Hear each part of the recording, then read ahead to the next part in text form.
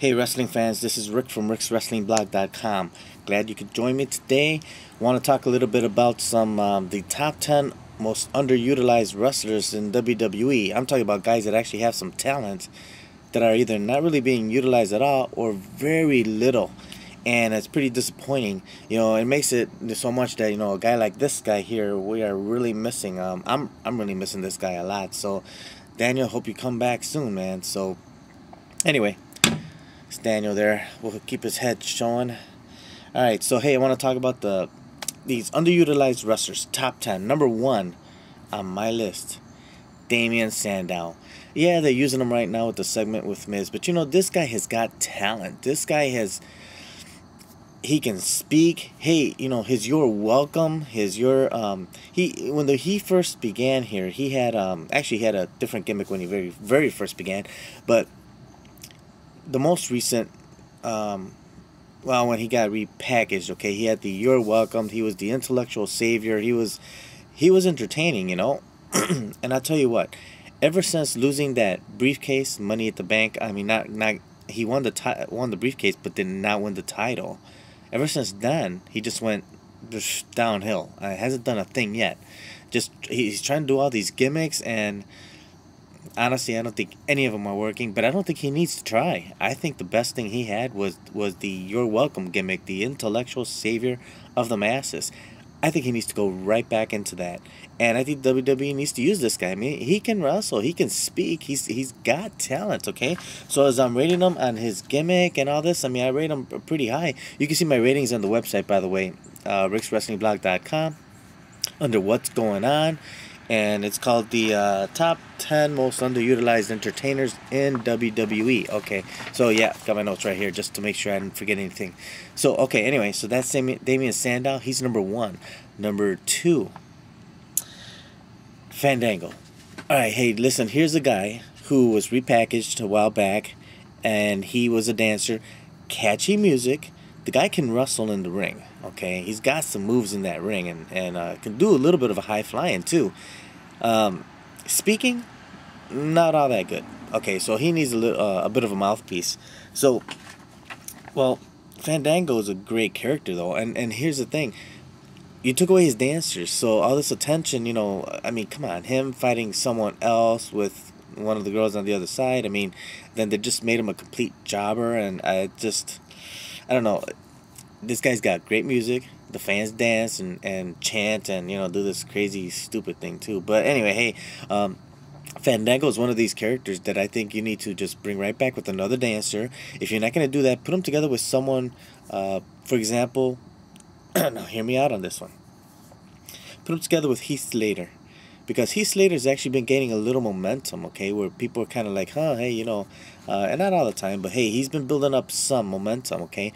But you got the rock star, the dancer. These guys can make an actual comical team. Not that they'll be champions or, the greatest tag team. I'm not talking about that. I'm talking about just an entertaining team to come on out and just put on a little bit of a show for us.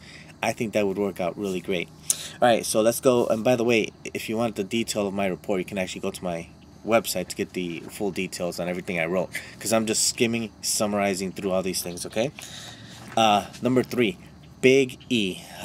Big E Langston. Okay, he was repackaged as Big E. Okay, yeah, big deal. I mean, that's just the most ridiculous thing. Let's cut out their last names or cut out their first names, and they're repackaged, Cesaro, Rusev, stupid. So let's repackage John Cena. Come on, these things are stupid. Who came up with that? Who thinks that that's a great idea? I mean, I think it's retarded. Anyway, Big E. Okay, listen, he's not very good on the mic. Okay, he had this little Martin Luther preacher type of thing he started off for a little bit. Wasn't all that great yet. But I think if he had more time to develop that, might get a little better. So I don't know though. I don't know. Anyway, so he kind of needs a mouthpiece. But is he a good wrestler? He's a great wrestler. He's actually really good. And for a big guy who can be pretty agile, WWE should be using that.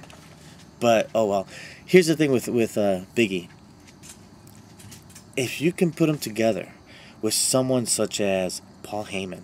Make him the next Paul Heyman guy, but you got to turn him heel, okay? It'll only work if you turn him heel. Don't keep him as a face. I mean, this whole Paul Heyman Cesaro thing didn't work out. I mean, I think that was worthless, okay? So I don't know what they accomplished with that. In fact, look what's going on with Cesaro right now. He's just not been doing all that great lately, you know, and this guy's one of my favorites. Anyway, let's take Big E, put him with Paul Heyman, turn him into a heel, and you know, it's kind of like the Ryback Paul Heyman thing. That had a really good feel. We'll get into Ryback in a little bit, but bring in Big E, have him turn heel, and have him jump on some big star, because you can take Big E right into the top. Okay, he's such a big, agile, strong guy. I think you could take him right there to start competing against the world title. So why don't we do that? Why don't we take Big E and do something with the guy? Because this is wasted talent, just sitting there not doing anything. All right. Anyway, you know, they had a good thing going when they had the Mark Henry Big E tag team. You know, probably about a year ago, and I'm not sure what they were gonna do with that, and then they decided to just cancel it.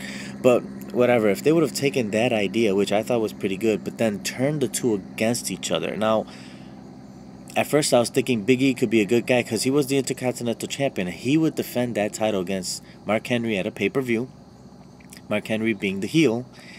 And this would be more of a mentor versus student kind of matchup, and it's for the title. I think that would have been pretty interesting to see Big E, you know, take on Mark Henry. If you do it now, I would think let's still take Big E and turn him heel. We need him as a heel, I think, to have any kind of an interest.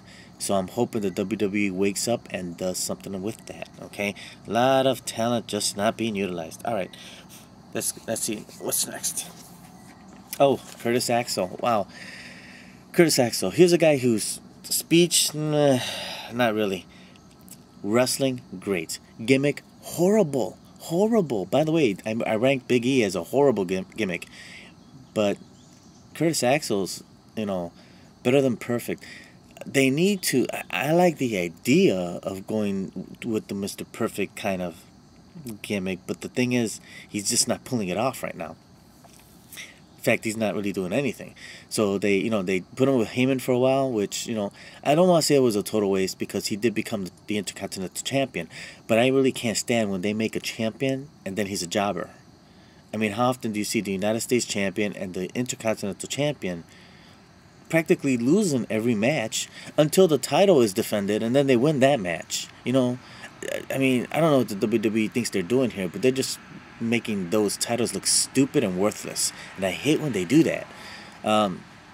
Lately, you know, putting the title on Sheamus, the U.S. title, was actually one of the best things they did because they're not gonna just have Sheamus jobbing to people. I mean, he's a big, strong one of their top guys. So hey, they're not gonna do that to him. But they gave the title to The Miz, who you saw what happened. How long did he hold the title for? And they gave the title to Dolph Ziggler, who has been winning, but he still lost a few. Okay, so a little bit better there. We'll see what they do with that. Anyway, we'll talk about Curtis Axel. So Curtis Axel, it didn't work out, and I'm not sure what to do with him. But I'm thinking that maybe they put him together with someone like to form another tag team. Now he's doing good with Ryback Axel, but I have other plans for Ryback because he's in my list. But I'm thinking, and they've made a pretty good tag team, but I'm thinking if you take Axel and you move him into something else, you know, like have him, put him together with someone like a Chris Jericho, okay? The idea is like Chris Jericho says he's going to take this guy because, you know, like he worked with his dad, you know, and he can show him the ropes and teach him and make him a champion and this and that. Kind of like the Paul Heyman thing, but eventually these two start forming a tag team, and I think that they could be a formidable tag team. And the nice thing about that is that Jericho would be the mouthpiece, and I actually, but this would only work if they're both heels. I can't see them as good guys. Okay, so don't use them as a face, use them as heels, and let the fans decide if they like them enough to turn them into a face. Otherwise, they're heels. All right, Axel.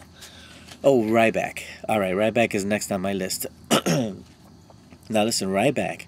Here's one who a couple years ago they put right to the top, to the main event, and taking on some top challengers, and this was a really good. They put him with Paul Heyman, and he was doing great. I think they didn't use him long enough. Okay, they could have done more with him.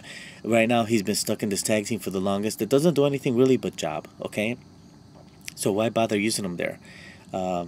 He's such a big guy. This is like a Big E all over again. Okay, I'm not saying put him back with Paul Heyman, but you can use this guy, and he should be contending not really necessarily for the other two titles, but for the world title.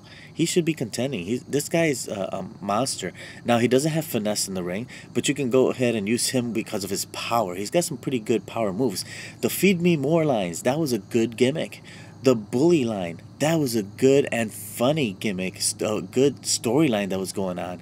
A lot of entertainment there. That was funny. I mean, then you can obviously continue to carry that on because he's a bully, picking on little guys in the back, picking on little guys wherever, even kids. And then, of course, another superstar will step up and, hey, and challenge him and try to stop him because he's the bully and you want the bully to be stopped. It's almost like a Swagger Rusev United States versus Russia type of thing. But people want the little guy to beat the big guy, and so if you have a little guy kind of challenging Ryback, you're going to make for some interesting storylines, some good stuff. But I wouldn't just start jobbing Ryback. You got a good guy here, a huge guy, a lot of potential that you can use him, and he's just totally being wasted, okay?